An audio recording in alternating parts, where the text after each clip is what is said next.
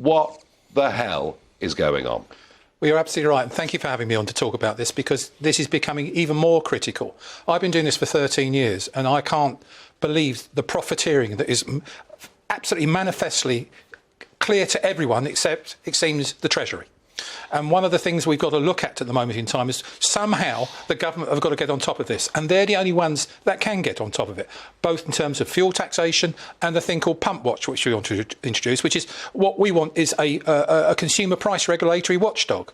Those are the sorts of things is what 1.7 million FairFuel UK supporters are crying out for. And dare I say it, 37 million drivers will agree with. Yeah, it's a large number, isn't it? So let's just go through some of the numbers in terms of profits per litre over the course of the last couple of years. OK, well, the first graph, if we can have that graph up now, fundamentally, in the last, since 2015, all the way to 2020, the profit per litre for petrol and diesel was round about 8 pence per litre. Yep. It is now a staggering 24 pence per litre. I think the graph, for those that are watching on television, the graph is pretty clear. For those listening on radio, yeah, it's basically you're saying that that the profit per litre has tripled. Yes, and the wavy line is actually the oil price in sterling. Yes. So we've taken out the exchange rate issue. Yes. And what you're seeing is in the last 3 years, which is lockdown time, don't forget, so they've taken advantage. Why, when oil prices rise, why should you increase your profits? What's the difference? If you can still maintain your profits, you could actually, in those particular times in the last 3 years, since 2020, pump prices have been 15 to 20p too much. And by the way, I will just say, Howard Cox, that I did, knowing you were coming on the programme, contact the Petrol Retailers Association. I asked them to put up a spokesman. They couldn't. Well, it's nearly Christmas. I get that.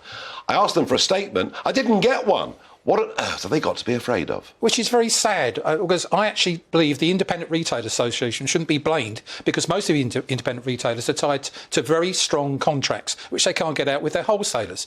The pricing is controlled further up the fuel supply chain.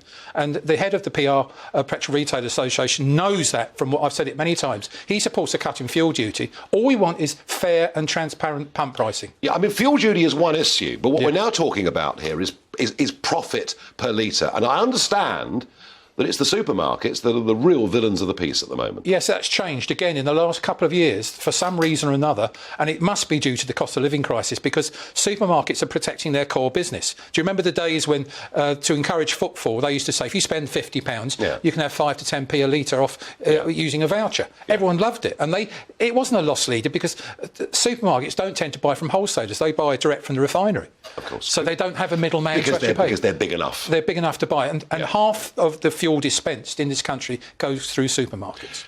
Is there a shortage of unleaded? Why am I seeing petrol stations in South London for 2 or 3 days this week without any unleaded? I don't think there is a shortage. Okay. I think there is a supply problem for certain wholesalers actually getting some supplies out to certain areas.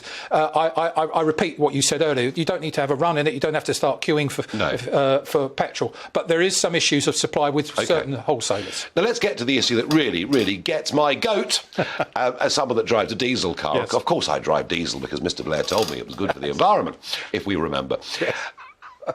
I can't believe it. The differential is up to 30 pence. What the hell is going on? Well, if we got another graph, that second graph, which is the pricing differential, it'd be nice to see that come up. Fundamentally, again, we're looking at a situation where normally pump prices, and this is a graph to show the difference between petrol and diesel and how it's risen in the last 6 months. Since June the 1st, this is. It used to be around about 4 to 5p more diesel. Yes, yes. We're the only country that does that because we still tax it the same as petrol. Other countries tax diesel less because they recognise it's the commercial heartbeat of any economy that should be in terms of distribution and logistics. But you can see in the graph here, just see the incredible difference, which you've alluded to, 20, 30 pence difference now we're looking at. It's averaging about 23, 24 pence. The reason being is because there's more demand for diesel. And we import a lot of diesel, and unfortunately, speculators have got their mitts around making it, and they actually hold a lot of diesel offshore and bring it in when they need it